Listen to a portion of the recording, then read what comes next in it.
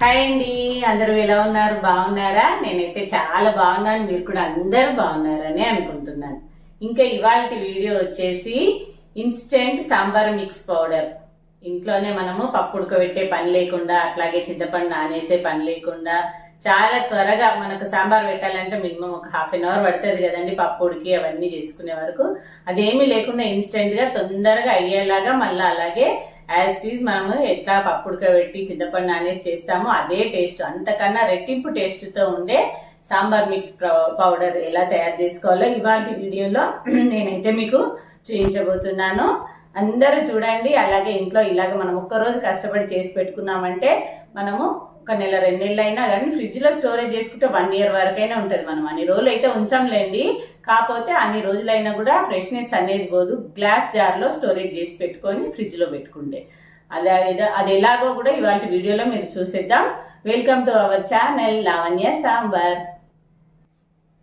Sambar mix powder కి ఇదిగోండి, నేనైతే అన్ని రెడీగా పెట్టాను. మీకు కొలతలతో సహా చూపించడం కోసం అయితే నేను అన్ని రెడీ పెట్టాను. కందిపప్పు అయితే 2 కప్పులు, అందుకోసమని నేను పెద్ద కప్పులో తీసుకున్నాను. ఇవి 2 కప్పుల కందిపప్పు, 1 కప్పు శనగపప్పు, 1 కప్పు పెసరపప్పు, అలాగే ఒక హాఫ్ కప్పు, అందుకోసమని చిన్న కప్పు తీసుకున్నాను చూడండి, హాఫ్ కప్పు గుండు మినపప్పు, అలాగే 1 కప్పు కంటే కొంచెం తక్కువ బియ్యము, 1 కప్పు ఎండుమిరపకాయలు, అలాగే 1 కప్పు ధనియాలు.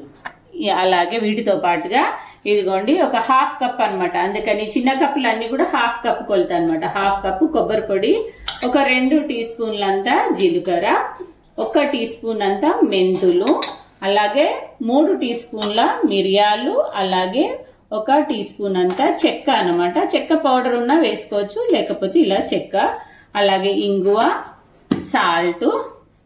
ఇదిగోండి 1 కప్ అన్ని కడిగి ఆరబెట్టుకున్న కరివేపాకు, కంపల్సరీ మంచిగా ఆరాలి, లేకపోతే మనకు స్టోరేజ్ చేసుకుంటాం కాబట్టి ఆరితే చాలా బాగుంటుంది. అట్లాగే 1 కప్పు చింతపండు, మంచిగా నారలు అవన్నీ తీసుకొని నీట్గా చేసి పెట్టుకున్న చింతపండు. వీటితో ఇప్పుడు మనం సాంబార్ మిక్స్ పౌడర్ రెడీ చేద్దాం. ముందుగా అయితే మనము ఇదిగోండి కందిపప్పును ఫ్రై చేసుకుందాం. స్టవ్ ఆన్ చేసుకోండి.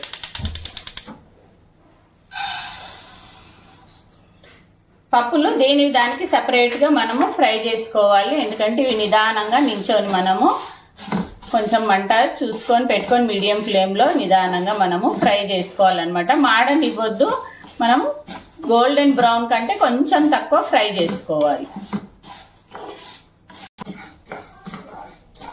ఇదిగోండి బ్రౌన్ కలర్, కందిపప్పు బ్రౌన్ కలర్ లోకి మారుతూ ఉంది కదా, మరీ మాడనివ్వద్దు.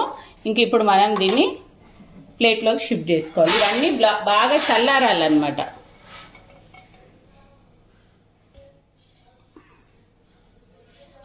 ఇప్పుడు శనగపప్పు,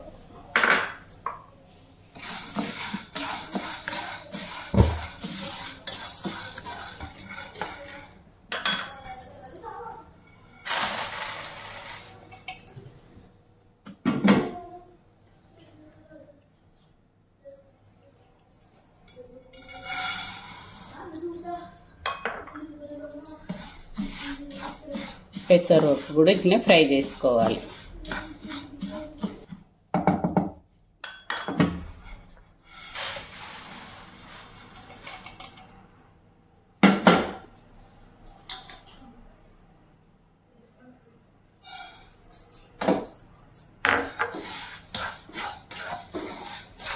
మనం రైస్ని కూడా కొంచెం మంచిగా ఫ్రై చేసుకోవాలి. దీన్ని కూడా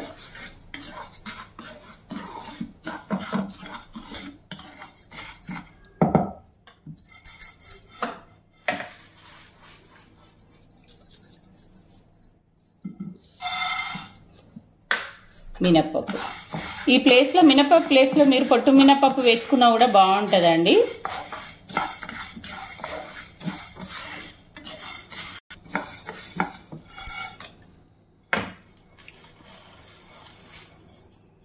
ఇంక ఈ పప్పులన్నీ చల్లారాలి. అప్పటి వరకు మనము ఇదిగోండి ధనియాలు కూడా వేయించుకుందాం.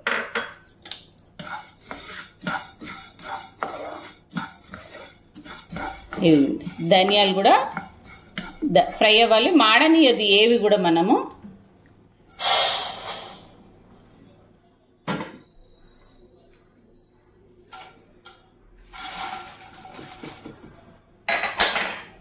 ఎండుమిర్చి కూడా ఇట్లాగా ఫ్రై చేసుకోవాలి, ఎందుకంటే మనకు మిక్సీలో తిరగదు కదా. ఇది కూడా కొంచెం పచ్చిదనం అనేది పోయే వరకు ఇదే ప్యాన్లో కొద్దిగా ఫ్రై చేసుకోవాలి. ఇంక ఇందులోనే మనము ఇదిగోండి కరివేపాకు కూడా వేసుకుందాం. ఇవి రెండు కూడా ఫ్రై చేసుకుందాం.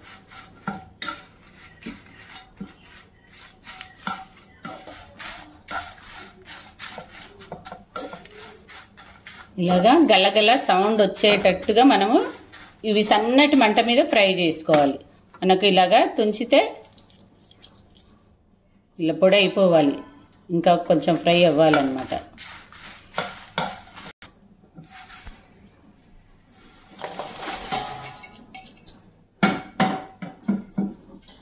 ఇప్పుడు ఇందులోనే జీలకర్ర, కొంచెం జీలకర్ర వేగిన తర్వాత మెంతులు వేసుకోవాలి. మెంతులు మరీ ఎక్కువ వేగితే చేదు వస్తుంది అన్నమాట. కొంచెం ఇది కొద్దిగా ఫ్రై అయిన తర్వాత ఇప్పుడు మెంతులు ఇవి కొంచెం ఫ్రై అవ్వాలి. ఇట్లా 1 by 1 ఇవి అయిపోయిన తర్వాత ఇదిగోండి మిరియాలు, చెక్క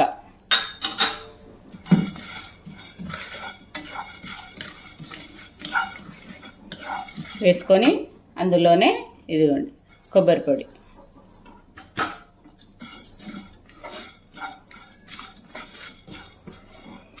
దీంట్లోనే ఇంగువ వేస్తే సాంబార్కి మంచి టేస్ట్ వస్తుంది. కంపల్సరీ వేసుకోండి, ఇంకా నచ్చకపోతే స్కిప్ చేయండి. ఇంక ఇంతే, స్టవ్ ఆఫ్ చేసుకొని వీటన్నిటిని కూడా చల్లారనివ్వాలి. కొద్దిగా పసుపు వేసేద్దాం.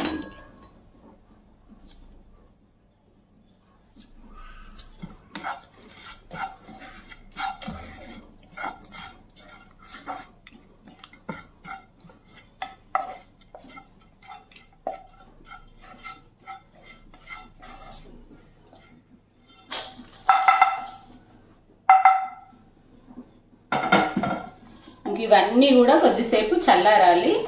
ఇదిగోండి పప్పులు కూడా ఇవన్నీ కూడా చల్లారాలన్నమాట. ఇందులో కొంచెం ఈ చింతపండు కూడా వేసి పెట్టేయాలి అంతే, మనం ఏం వేయించక్కర్లేదు. నేను స్టవ్ ఆఫ్ చేసిన ఇప్పుడు కొద్దిసేపు ఇది ఇట్లా ఇందులో వేసి పెట్టుకుందాం. అవి చల్లారే వరకు ఇది కొంచెం చింతపండు అనేది గట్టిగా అవుతుంది అన్నమాట. ఈ ప్యాన్ మీద పెట్టాడు వేడికి ఇలా కొద్దిసేపు ఏమైనా పచ్చిదనము చెమ్మలాగా ఉన్నా కూడా వేడికి కొంచెం మంచిగా అవుతుంది అనమాట. ఇవన్నీ కూడా ఒక ½ an hour అన్నా, ఒక కనీసం 15-20 నిమిషాలన్నా కూడా వదిలేసేయాలి మనం. ఇవి చల్లారాలి, మొత్తం చల్లారిన తర్వాతనే మనం పౌడర్ చేసుకోవాలి. ఇది మొత్తం చల్లారాయి అన్నీ ఒకసారి ఇట్లా మంచిగా మిక్స్ చేసుకొని ఇప్పుడు మనం వీటిని మిక్సీలో వేసుకొని పౌడర్ చేసుకోవాలి.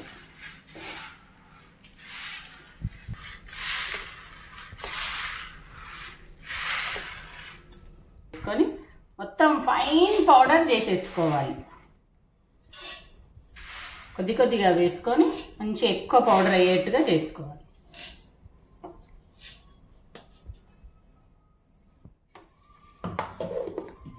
ఎంత ఎక్కువ ఇది ఫైన్ పౌడర్ లాగా చేసుకొని మళ్ళీ ఇది కూడా చల్లార్చుకోవాలి మనం.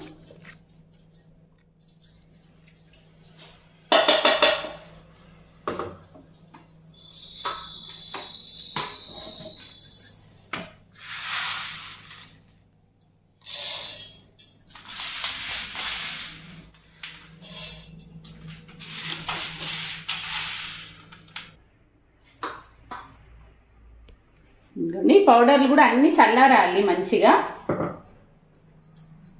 బాగా వేడైతే ఫైన్ పౌడర్ ఎంత వీలైతే అంత ఫైన్ పౌడర్ లాగా చేసేసుకోవాలన్నమాట. అప్పుడే సాంబార్ అనేది టేస్ట్గా ఉంటుంది, చిక్కదనం అనేది వస్తుంది అనమాట సాంబార్. ఇంకా ఇది చల్లారుతూ ఉంటుంది, అప్పటి వరకు మనము ఇవి గ్రైండ్ చేసుకుందాం. ఇందులో ఫస్ట్ ఈ ధనియాలు, ఎండుమిర్చి, కరివేపాకు చేసుకుందాం.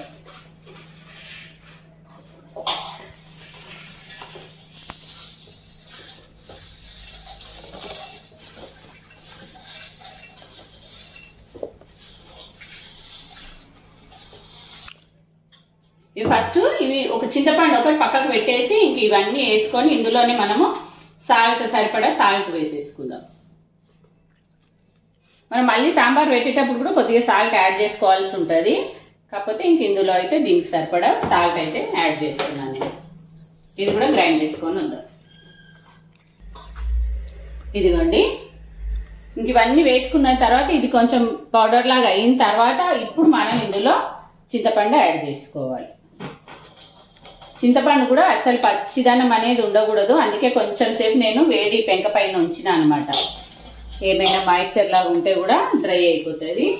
ఈ ప్లేస్లో చింతపండు ఇష్టం లేదు, మీరు చింతపండుతో సాంబార్ పెట్టుకోవడం ఇష్టం లేని వాళ్ళు, అవాయిడ్ చేసే వాళ్ళు చింతపండును మామిడి ఒరుగులు వేసుకున్నా కూడా బాగుంటుంది. కాకపోతే నేను చాలా కంటెంట్ చేస్తున్నాను కాబట్టి చాలా రోజుల కోసం అనేసి చింతపండు యాడ్ చేస్తున్నాను.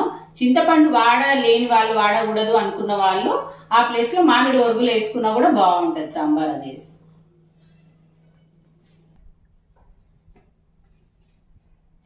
ఇదిగోండి, చింతపండు వేసిన తర్వాత కొంచెం మనము తిప్పుతూ ఆపుతూ వేయాలి. ఒకటేసారి తిప్పామనుకోండి మిక్సీ ముద్దలాగా అయిపోతుంది అనమాట. ఇదిగోండి, అసలు ఈ అరోమా అయితే ఎంత బాగా వస్తుందో, అసలు ఇక్కడే సాంబార్ స్మెల్ అంతా వచ్చేస్తుంది అనమాట. ఇంకా మనం ఆ పప్పుల పొడుల్లో యాడ్ చేసి మంచిగా మిక్స్ చేసుకోవాలి. ఇప్పుడు దీన్ని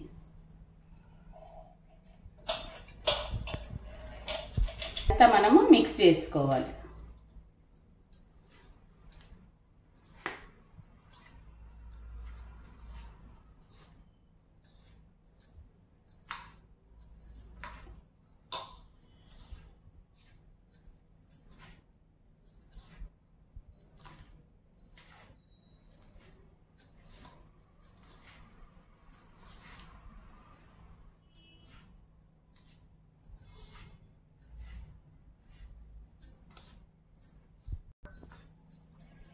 ఇదిగోండి, ఇంకా మొత్తం మిక్స్ చేసుకున్నాం కదా.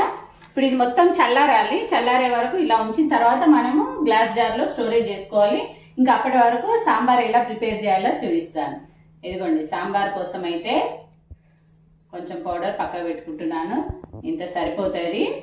దీంతో సాంబార్ చేద్దాం. అప్పటి వరకు ఇది చల్లారుతుంది. తర్వాత గ్లాస్ జార్లో స్టోరేజ్ చేయడం ఎలాగో చూపిస్తాను.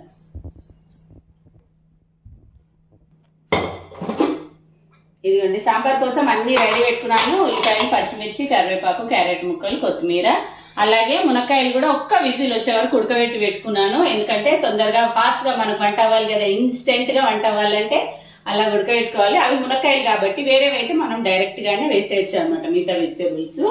ఇంకా స్టవ్ ఆన్ చేసుకొని ఆయిల్ వేసుకుందాం.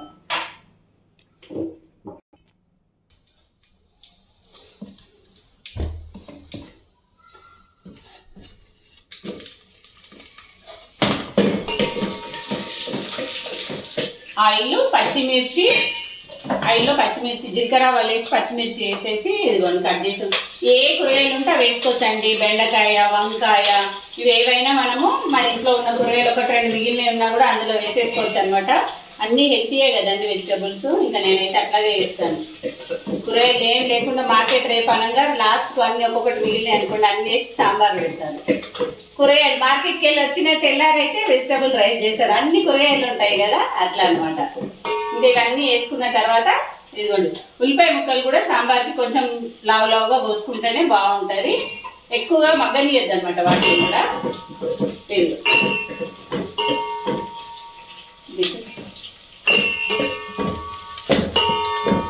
ఇవి కొద్దిగా ఫ్రై అయ్యే వరకు టమాటాలు కట్ చేసుకుందాం. టమాటాలు కూడా కొంచెం లావుగా కట్ చేసుకోవాలి.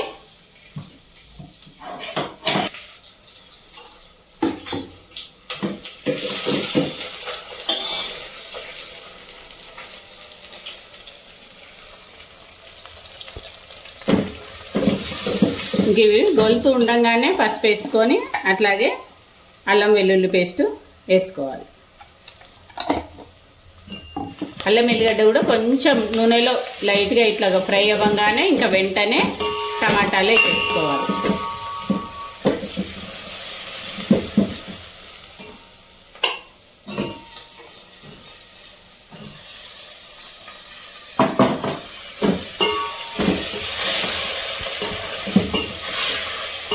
ఇప్పుడు ఇందులో కొద్దిగా సాల్ట్ వేసుకోవాలి. మనం ఆల్రెడీ సాంబార్ మిక్స్ పౌడర్లో సాల్ట్ వేసాము, అయినా కూడా కొంచెం మనం ఇందులో సాల్ట్ అయితే వేసుకోవాలి, పడుతుంది.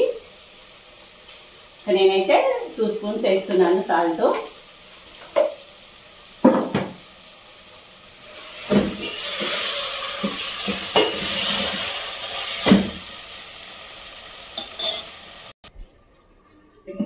ఒక 2 నిమిషాలు సన్నటి మంట మీద మూత పెట్టి మగ్గనిద్దాం.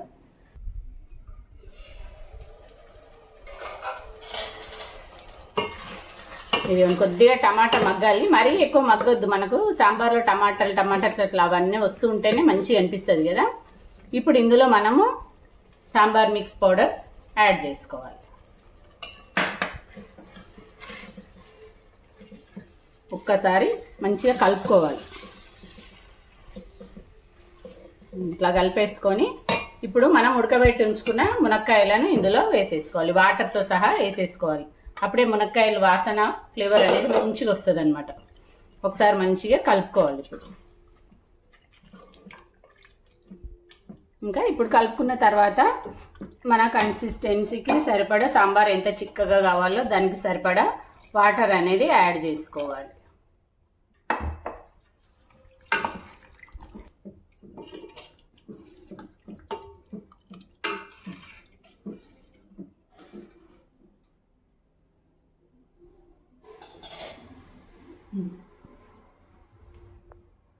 ఇదిగోండి సాంబార్ మసులుతుంది.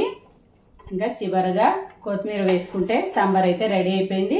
ఇది మనం రెగ్యులర్ పప్పు ఉడకబెట్టిన దాంట్లో ఎక్కువసేపు మరగాల్సిన అవసరం లేదు. మనం అన్ని పప్పులు అన్ని వేయించి పెట్టుకున్నాం కదా, ఇంకెక్కువ అవసరం ఏమి ఉండదు. ఇదిగోండి సాంబార్ అయితే రెడీ అయిపోయింది. మా ఇంట్లో సాంబార్ అంటే చిక్కగా ఉంటేనే తింటారు అనమాట. అందుకని నేనైతే చాలా చిక్కగా చేశాను. ఇదిగోండి చెప్పి పెట్టారు. ఇదిగోండి కొంచెం ఇచ్చుకపోయినాయి అయినా పర్లేదు. ఇదిగోండి ఇంకా ఇప్పుడు స్టవ్ ఆఫ్ చేసేసుకోవడమే. ఇదిగోండి ఇంకా ఇది చల్లారిపోయింది. ఇప్పుడు మనం దీన్ని గ్లాస్ జార్లో స్టోరేజ్ చేసుకుందాము. నేనైతే చాలా చేశాను కాబట్టి పెద్ద గ్లాస్ జార్ తీసుకున్నాను. మీరు చిన్నగా రెండిట్లో అయినా సరే స్టోరేజ్ చేసుకొని ఫ్రిడ్జ్లో పెట్టుకుంటే మాత్రం ఏమంటారంటే ఆ ఫ్లేవర్ అనేది ఏ మాత్రం కూడా తగ్గదనమాట. మంచిగా ఉంటుంది. అట్లాగే ఇప్పుడు చేసినట్టే ఉంటుంది అనమాట. 1 నెల రోజులైనా 2 నెలలైనా కూడా కంపల్సరీగా ఫ్రిడ్జ్లో పెట్టుకొని కొద్దిగా వాడుకోవడానికి బయట పెట్టుకున్నా సరిపోతుంది అనమాట. ఇంకా దీన్ని అయితే ఇదిగో నేను గ్లాస్ జార్లోకి స్టోర్ చేస్తున్నాను.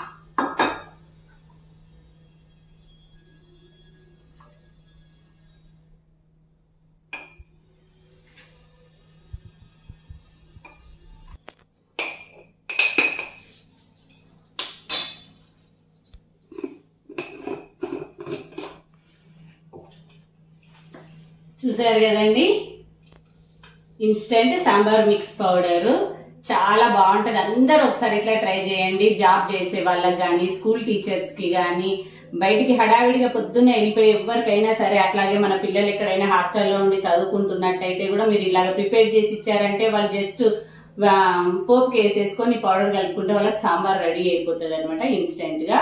అందరూ ఇలాగ ఒకసారి తప్పకుండా ట్రై చేయండి. అలాగే మీకు ఎలా కుదిరిందో, ఆ సాంబార్ టేస్ట్ ఎలా ఉందో కూడా నాకు చెప్పండి. చాలా బాగుంటుంది. అందరూ తప్పకుండా ట్రై చేయండి. ఇలాంటి మంచి వీడియోస్తో, మంచి రెసిపీస్తో, మంచి బ్లాగ్స్ ఎప్పుడు మీ ముందుకు వస్తూనే ఉంటానండి. నా ఛానల్ని ఆదరించండి. నచ్చితే లైక్ చేయండి. అలాగే మీ ఫ్రెండ్స్కి, ఫ్యామిలీ మెంబర్స్కి ఎవరికైనా కూడా షేర్ చేయండి. సబ్స్క్రైబ్ చేసుకోవడం మాత్రం మర్చిపోవద్దు. మరొక మంచి వీడియోతో మళ్ళీ కలుస్తాను. అప్పటి వరకు ఉంటానండి. మీ లావణ్య సాంబార్. బాయ్ అండి. వేడివేడి అన్నంలోకి వేడివేడి సాంబారు.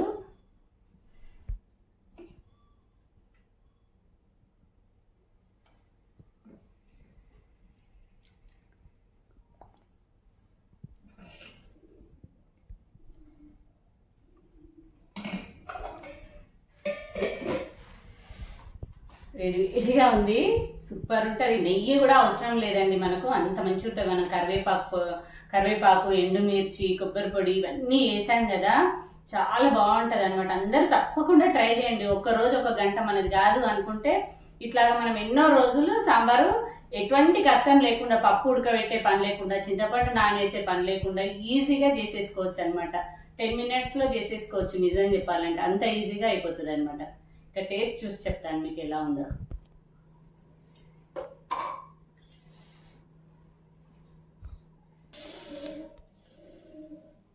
క్యారెట్ పెట్టుకొని చాలా కాలుతుంది అసలు. వేడివేడి అన్నము వేడివేడి సాంబారు స్పీడ్గా తినడం కాదు అసలు.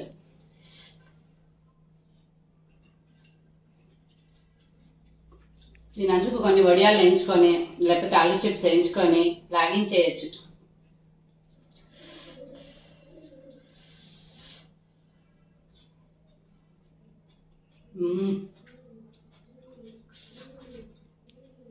సూపర్ అంటే సూపర్. ఇలా మిక్స్ చేసి రెడీ మిక్స్ చేసి పెట్టుకోవడం ఇంకొక ప్లస్ పాయింట్ ఉందండి. ఇవన్నీ పప్పులు మనం ఫైన్ పౌడర్ చేస్తాం కదా, సాంబార్ అనేది చిక్కదనం బాగా ఉంటుంది అనమాట. టేస్ట్ చిక్కదనం చాలా బాగా వస్తుంది. ఇట్లాగా టమాటాలు కూడా స్మాష్ కాకుండా ఇట్లాగా వేసుకుంటే తినడానికి చాలా బాగుంటుంది. ఓకే అండి, బాయ్. మరొక వీడియోలో కలుద్దాం. బాయ్.